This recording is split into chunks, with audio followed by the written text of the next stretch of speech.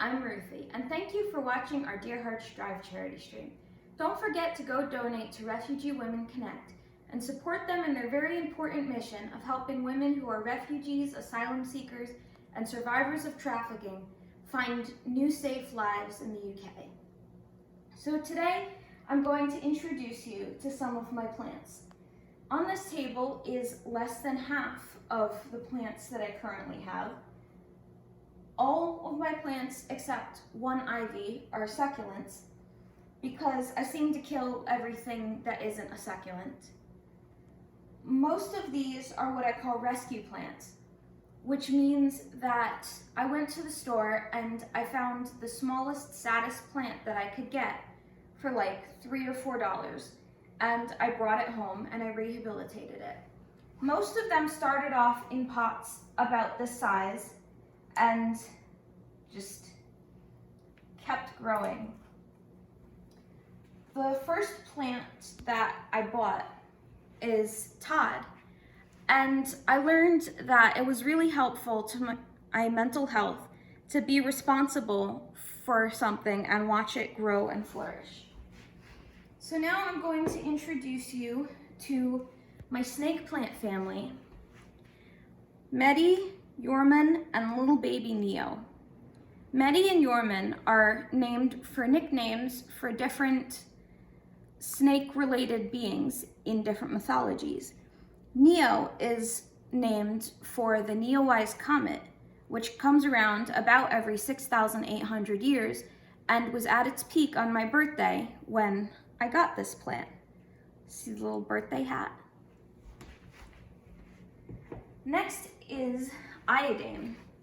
She's from a genus called Lithops, but because she looks more like a cluster of rocks than a plant, they're often called stone plants or living stone. She's named for a Greek myth about a priestess in a temple of Athena that was turned to stone when she saw Medusa's head on Athena's armor. Every day after that, a priestess would chant, "Iodine lives and she demands fire." And that's basically the personality of this plant. If she was a human, she would set things on fire.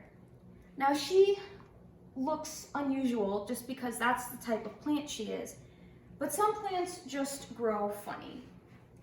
Like Duncan here, who wanted to be really tall, which I completely understand, but now he can't stand up without this little bamboo stick.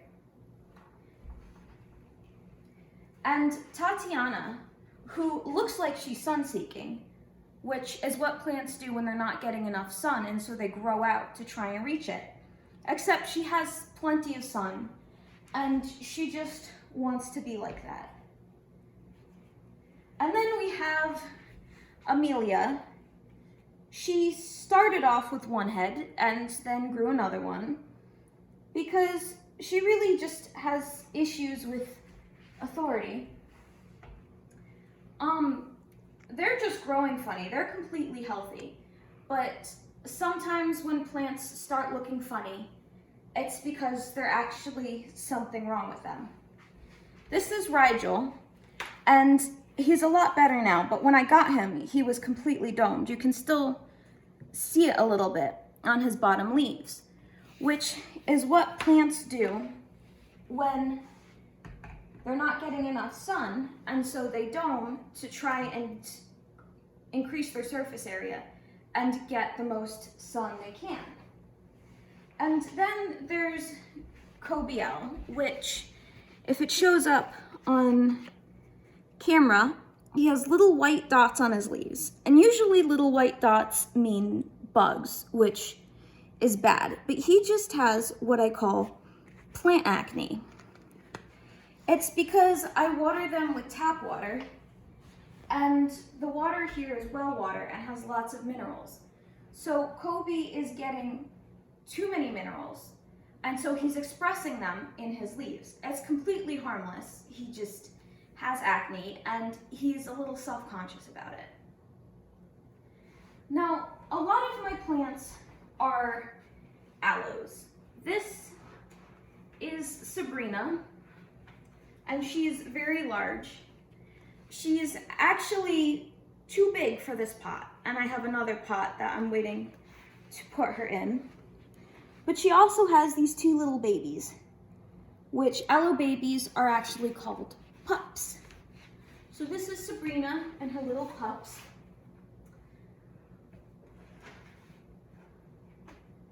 And then I have Alice and Marcus, who are the first aloes that I got. A friend gave them to me in a little mason jar, and they basically spent their first year with me looking like they were on the edge of death. Not quite looking healthy, but also not quite dying. But look at them now, they're perfectly healthy, and they're also having aloe pups. Now, what I found with this specific type of aloe is that they're very prolific. They have a lot of pups. The last generation of pups, I think there were something like 24 from just 5 adult aloes. These two are from my first generation of pups. This is Nico and Nemo, and they're already having pups of their own. Basically, these two I think of as teenagers, but they're already having their own little babies. And they also have a sister. They were triplets, and their sister's name is Nessie. Now, you notice that Nessie is very small. She's much smaller than her brother, and she's smaller even than some of the pups.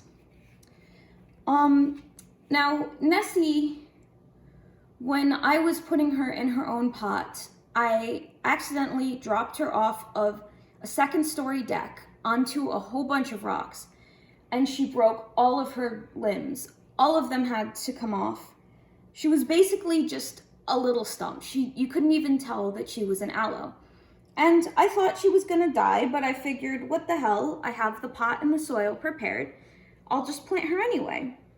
And she grew. You can tell that she's an aloe now. And I'm very, very proud of her. Sure, she's smaller than her brothers, and she doesn't have any babies, which is a good thing because I have so many aloe babies. But she's been through a lot, and she had a lot of challenges to overcome, and she's growing at her own pace. And when it comes to succulents, make sure that you understand that they're all different and need different care. I didn't. And so I didn't realize that Ben wanted more water than the rest of the succulents, that he wanted to be watered more often. I had them all on the same schedule. And so he kind of died for a little bit. But this is all, these 3 little bits right here are new growth, and he's growing, and he's being happy now that he's getting his individualized care. And once these leaves get bigger, you can already start to see the little pink on the tip. They'll look like this one, which is really, really cool. Now, so I have a lot more plants, but I'm out of time, and if I was going to show you all of them, it could take like an hour. So thanks for tuning into the stream. Thanks for meeting my plants. They're happy to meet you. And don't forget to go support Refugee Women Connect.